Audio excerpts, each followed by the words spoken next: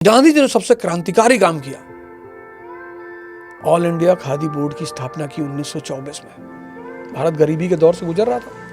ये मैं स्पेशली कह रहा हूं, जो आज के युवा नेता उनके लिए कह रहा हूं कि आप सुनिए इस बात को कि आपको जनता का इंटरेस्ट जोड़ना पड़ेगा, उन्हें उस अंधकार से बाहर निकालना पड़ेगा। ऑल इंडिया खादी बोर्ड की स्थापना की। अब जैसे शहरों में कभी कभी क्या होता है, वो जो हमारे आदिवासी भाई आते हैं बाजार में शहद बेचने बाल्टी भर लेके, तो मजबूरी में उन्हें कभी कभी पूरी शहद की बाल्टी एक शाम को 100-200 रुपए में बेच देना पड़ता। मैंने ये एग्जांपल देखे हैं, राइट। हाँ। लेकिन वही 100 ग्राम की डाबर की शहद 150 रुपए की मिलती, शोरूम इफेक्ट। तो गांधी जी ने इस देश के मजदूर और किसानों से कहा कि देखो भैया, जो डे टू डे नेसेसिटी का सामान है, जैसे कपड़ा है, तेल है, साबुन है, ये तुम बनाओ और हमको दो। आप देखो हर शहर में खादी आश्रम था, हम उसे शोरूम से बेचेंगे और तुम पैसा हमको ले जाओ।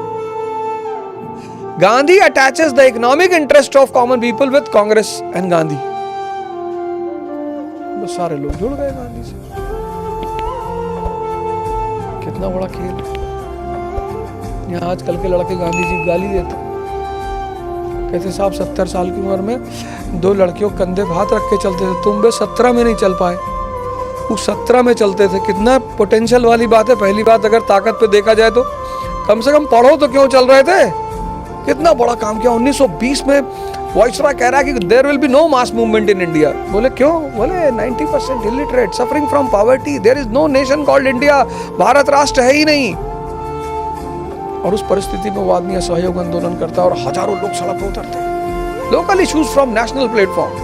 पंजाब में मुद्दा क्या होगा? अकाली मुद्दा होगा। यूपी में क्या होगा? एकता मूवमेंट। और उससे भी बड़ी घटना, 1922 में गांधी जी जेल चले गए चौरी चौरा वाले कांड में। देखो विजनरी होना कितनी बड़ी बात होती है। तो 1922 में जब गांधी जी जेल चले गए तो कांग्रेस में आपस में झगड़ा हो गया, स्वराजिस्ट और गांधीइट्स। सीआर दास की गैंग ने कहा कि हम तो भैया इलेक्शन लड़ेंगे, लेजिस्लेचर में जाएंगे। और गांधी जी की गैंग ने कहा, सरदार पटेल वाली गैंग ने, कि भैया हम तो रचनात्मक कार्य करेंगे, क्रिएटिव प्रोग्राम करेंगे, चरखा चलाएंगे, नेशनल स्कूल खोलेंगे। यह हुआ कि कांग्रेस का फिर स्प्लिट होने जा रहा है, कांग्रेस टूटने जा रही है। 1922 में जेल में जब गांधी जी हैं, उनको 1928 में छूटना था, 6 साल की सजा हुई थी। तो गांधी जी ने जेल में कहना शुरू किया कि जो भी सरकार के खिलाफ बोलेगा मैं उसे कांग्रेस में बर्दाश्त नहीं करूंगा। अंग्रेजों ने कहा अच्छा, तो जेल में क्या कर रहे हो यार? अगर तुम्हारी यही मंशा है कि तुम कांग्रेस ही तोड़ने के चक्कर में हो, बाहर निकलो।